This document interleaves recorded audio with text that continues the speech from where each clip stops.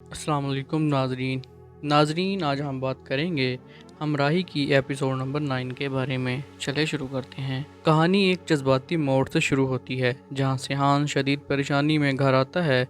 चंदा इसे देखते ही खुश हो जाती है और इससे पूछती है कि अलिफ से मुलाकात कैसी रही, क्या इसने अपनी बात कर ली या नहीं। मगर सिहान खामोश और टूटा हुआ होता है। वो बताता है कि वो अपनी बात नहीं कर सका क्योंकि इसने अलिफ को एक और शख्स औरंगजेब के साथ देखा। कहता है कि वो इसका हरीफ है और वो इससे मुकाबला नहीं कर सकता क्योंकि अलिफ ने अपनी पूरी ज़िंदगी इसके साथ गुजारी है। सिहान के दिल में ये एहसास बैठ जाता है कि वो हार चुका है और वो अंदर से टूट कर रह जाता है।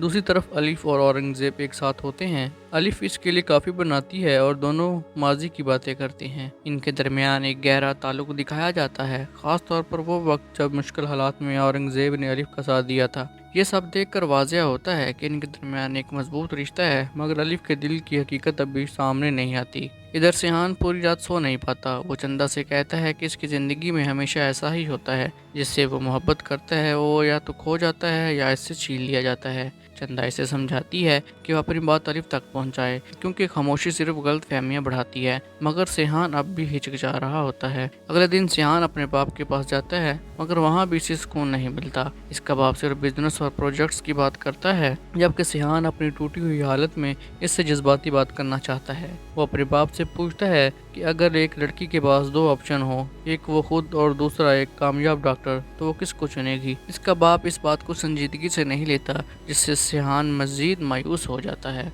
इधर अलिफ के पास सिहान आता है। वो इससे बात करने की कोशिश करता है, मगर इसके दिल में शक और दर्द होता है और वो अलिफ को बताता है कि इसे इस वक्त बहुत तकलीफ हुई जब इसने इसे औरंगजेब के साथ देखा। वो कहता है कि पहली बार इसे ऐसा महसूस हुआ कि जैसे दिल को वो अपना समझता था वो किसी और के लिए धड़कता है। ये कहकर वो जाने लगता है, मगर अलिफ इसे रोक लेती है। फिर एक लम्हा आता है जहाँ अलिफ सच बताती है। वो कहती है कि औरंगजेब सिर्फ इसका एक अच्छा दोस्त है, जबकि इसका दिल सिहान के लिए धड़कता है। ये सुनकर सिहान की दुनिया बदल जाती है। अलिफ खुद इसे प्रपोज करती है और कहती है कि क्या वो इससे शादी करेगा। सिहान खुशी से इसकी हाँ कबूल कर लेता है। दोनों की मोहब्बत आखिरकार सामने आ जाती है, मगर कहानी यहाँ ख़त्म नहीं होती। औरंगजेब भी अलिफ से अपनी मोहब्बत का इजहार करता है और उसे शादी के लिए प्रपोज करता है, मगर अलिफ इसे साफ इनकार कर देती है और कहती है कि वो सिहान से मोहब्बत करती है। ये लम्हा औरंगजेब के लिए बहुत तकलीफदा होता है, मगर वो खुद को संभालता है। दूसरी तरफ सिहान अपने बाप को अपनी मोहब्बत के बारे में बताता है और कहता है कि वो अलिफ से शादी करना चाहता है,